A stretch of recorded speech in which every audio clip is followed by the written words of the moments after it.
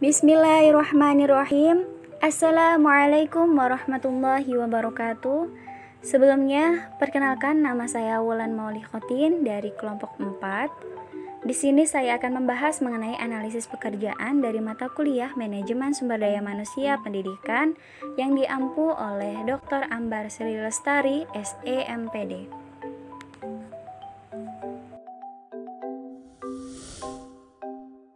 Masuk kepada pembahasan pertama, yaitu mengenai pengertian analisis pekerjaan. Analisis pekerjaan terdiri dari dua kata, analisis dan pekerjaan. Nah, analisis berarti sifat uraian, penguraian, atau kupasan. Sedangkan pekerjaan adalah barang yang dilakukan, diperbuat, dikerjakan, dan sebagainya. Nah, di sini dijelaskan menurut Dessler merupakan prosedur yang dilalui untuk menentukan tanggung jawab posisi yang harus dibuatkan stafnya dan karakter orang-orang yang bekerja untuk posisi tersebut.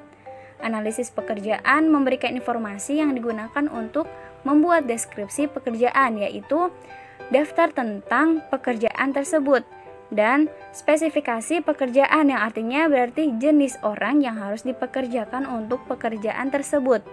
Nah, di sini dijelaskan dalam buku Sastro Hadiwiryo dan Siswanto mengartikan analisis merupakan aktivitas berpikir untuk menjabarkan pokok persoalan menjadi bagian, komponen, dan unsur serta kemungkinan keterkaitan fungsinya. Persoalan menjadi bagian komponen berarti diartikan bahwa analisis pekerjaan adalah suatu aktivitas untuk mengkaji, mempelajari, mengumpulkan, mencatat, dan menganalisis ruang lingkup suatu pekerjaan secara sistematis dan sistematik. Maka, analisis pekerjaan adalah suatu kegiatan pengumpulan, penilaian, dan penyusunan berbagai informasi serta sistematis yang berkaitan dengan jabatan.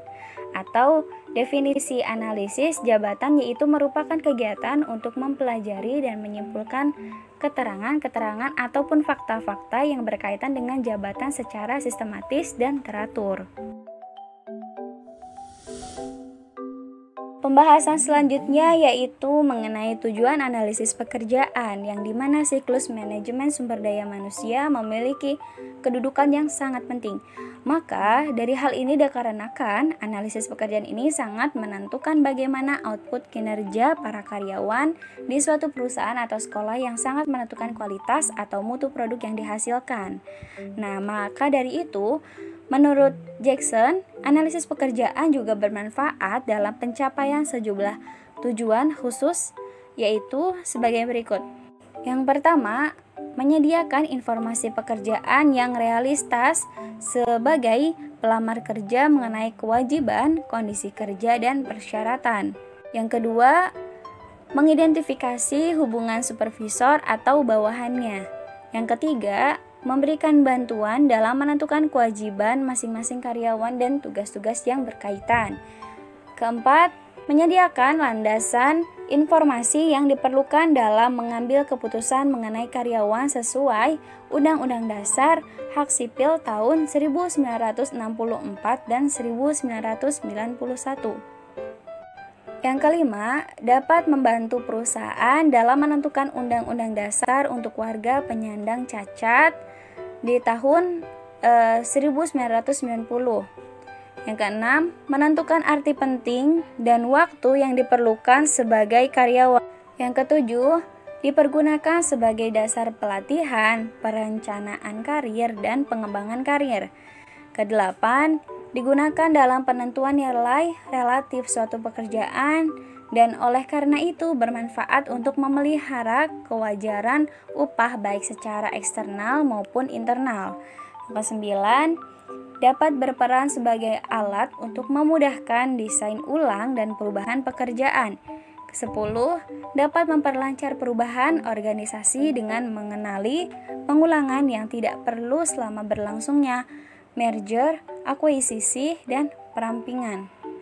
Ke-11, mengarahkan supervisor dan para pemegang jabatan dalam menulis referensi dan menyiapkan resume baik pada waktu keluarnya karyawan maupun pada waktu mencari karyawan baru. Pembahasan selanjutnya yaitu sistem informasi analisis pekerjaan. Nah, di sini berarti diartikan kombinasi dari teknologi informasi dan aktivitas orang yang menggunakan teknologi itu untuk mendukung operasi dan manajemen.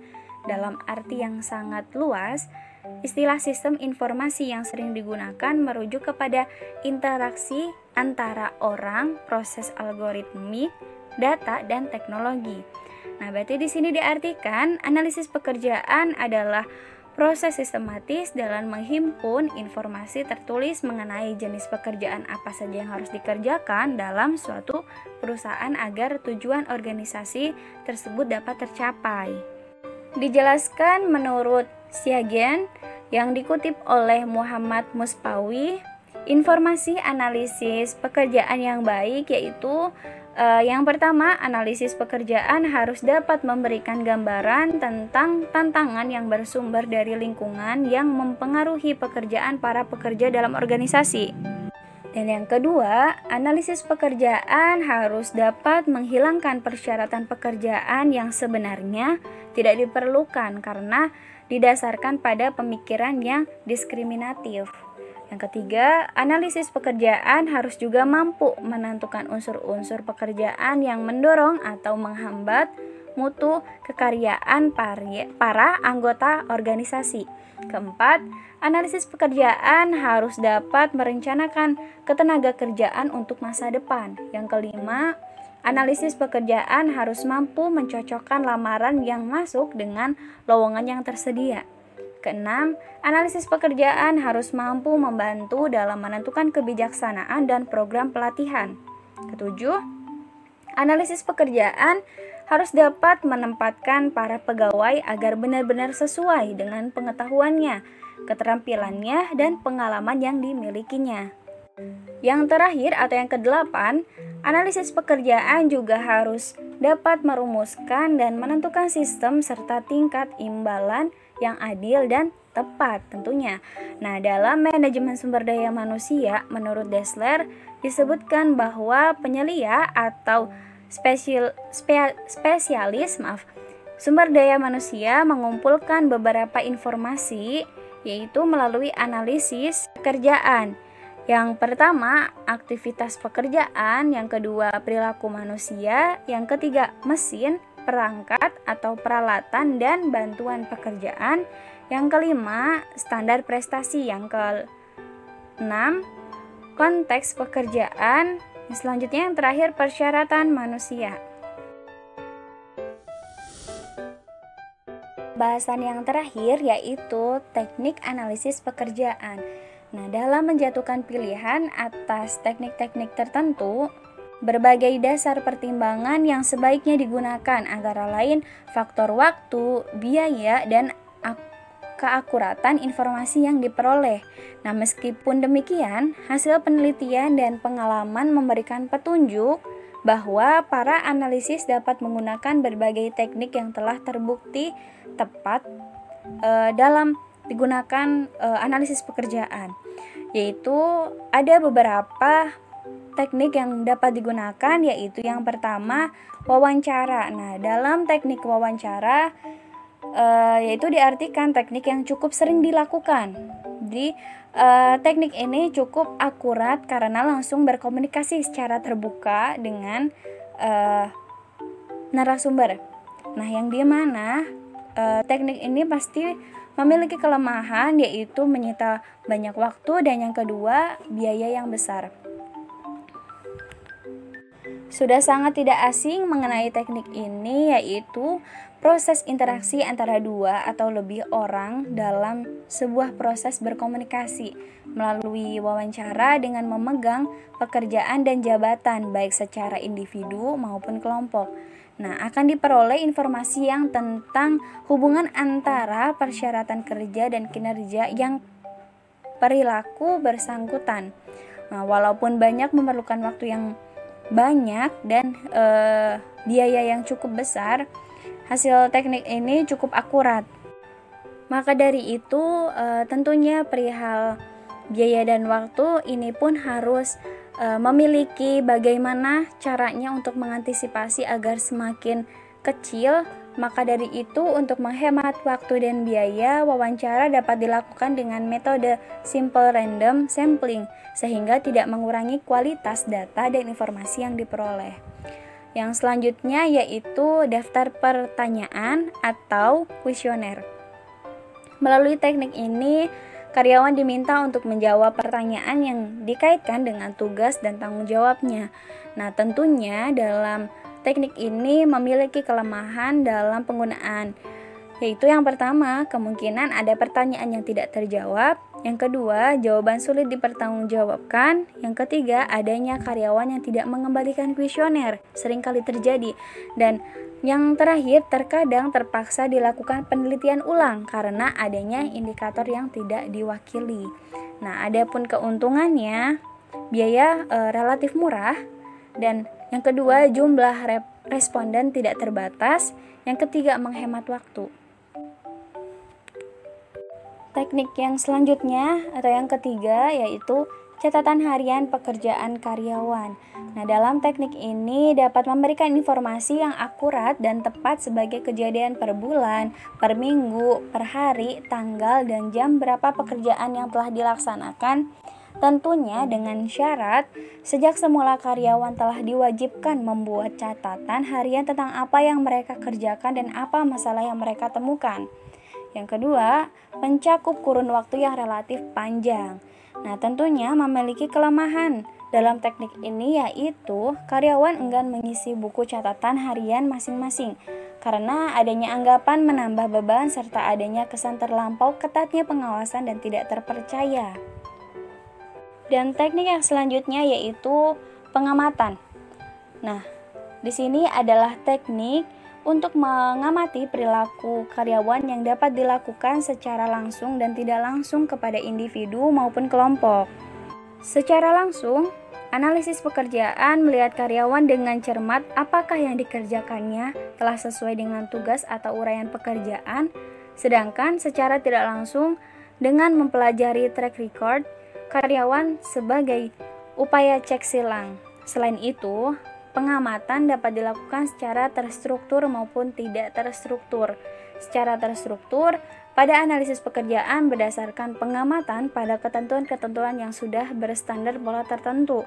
Sedangkan yang tidak terstruktur dengan berinisiatif mengembangkan elemen-elemen pengamatan untuk mendapatkan informasi lebih banyak lagi.